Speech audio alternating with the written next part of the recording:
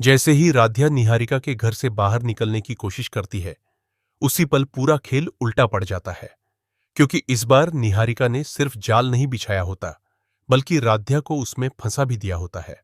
दरअसल जिस वक्त निहारिका की मां जमीन पर गिरती है, उसी वक्त छिपे हुए कैमरों में पूरी घटना रिकॉर्ड हो रही होती है, लेकिन असली सच्चाई नहीं, बल्कि एक एडिटेड सच्चाई। क्योंकि निहारिका पहले से ही सब कुछ प्लान करके बैठी होती है।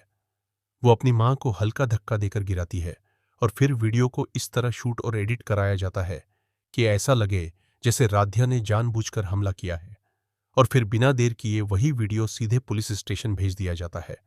वीडियो देखते ही पुलिस तुरंत हरकत में आती है और कुछ ही देर में राध्या को गिरफ्तार कर लिया जाता है। अब सबसे बड़ा झटका तब लगता है जब पहले से ही केस में फंसे हुए प्रथम को भी इस नए मामले में जोड़ दिया जाता है और देखते ही देखते दोनों, प्रथम और राध्या, एक ही केस में मुख्य आरोपी बना दिए जाते हैं। पुलिस स्टेशन के अंदर जब दोनों आमने सामने आते हैं तो माहौल पूरी तरह टूट चुका होता है। प्रथम खुद को कोस रहा होता है और राध्या अंदर से हिल चुकी होती है, लेकिन फिर भी उसकी आंखों में एक जिद होती है, क्योंकि वो समझ चुकी होती है कि ये सब निहारिका की सोची समझी साजिश है। उधर निहारिका बाहर खड़ी मुस्कुरा रही होती है, क्योंकि उसका प्लान बिल्कुल सफल हो चुका होता है। मामला सीधे कोर्ट पहुंचता है, जहां पुलिस वही एडिटेड वीडियो सबसे बड़ा सबूत बनाकर पेश करती है और वीडियो में साफ दिखाया जाता है कि राध्या हमला कर रही है और प्रथम पहले से आरोपी है। कोर्ट इस बार सख्त रुख अपनाता है और कहता है कि दोनों के खिलाफ सबूत गंभीर हैं, इसलिए उन्हें जेल भेजा जाता है। और इसी के साथ राध्या और प्रथम दोनों सलाखों के पीछे पहुंच जाते हैं। अब हालात ऐसे हो चुके होते हैं कि जो सच के लिए लड़ रहे थे वही जेल में हैं और असली गुनहगार बाहर आजाद घूम रहा है। घर में मातम छा जाता है, परिवार टूट जाता है, लेकिन इसी अंधेरे में एक चिंगारी भी जन्म लेती है, क्योंकि जेल के अंदर बैठी राध्या एक कसम खाती है कि वो इस झूठ को तोड़कर निहारिका को उसी जगह लाकर खड़ा करेगी जहां आज वो खुद खड़ी है। अब असली खेल शुरू होगा, जेल के अंदर से, जहां हर कदम जानलेवा होगा और हर चाल पहले से ज्यादा खतरनाक। अगर आपको लगता है कि अब कहानी पलटेगी तो नेक्स्ट जरूर लिखें।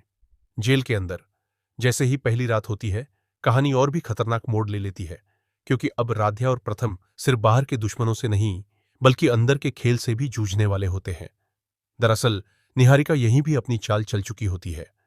उसने पहले से ही कुछ कैदियों और एक वार्डन को पैसे देकर अपने पक्ष में कर लिया होता है, और जैसे ही राध्या को महिला बैरक में डाला जाता है, वहां का माहौल उसके खिलाफ बना दिया जाता है। उसे ताने दिए जाते हैं, डराया जाता है, यहां तक कि उसे मानसिक रूप से तोड़ने की कोशिश की जाती है ताकि वो हार मान ले। उधर पुरुष बैरक में प्रथम के साथ भी वही खेल खेला जाता है। उसे उकसाया जाता है, झगड़े में फंसाने की कोशिश की जाती है ताकि उसके खिलाफ और केस मजबूत हो जाए।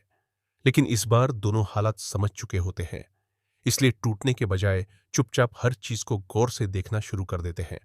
राध्या को धीरे धीरे एहसास होता है कि यहां हर हरकत पर नजर रखी जा रही है, और तभी उसे एक बड़ा मौका दिखाई देता है जब वही वार्डन जो निहारिका से मिला हुआ होता है, किसी से फोन पर बात करते हुए कुछ ऐसा बोल देता है जिससे साफ हो जाता है कि निहारिका ने पैसे देकर सब कुछ सेट किया है।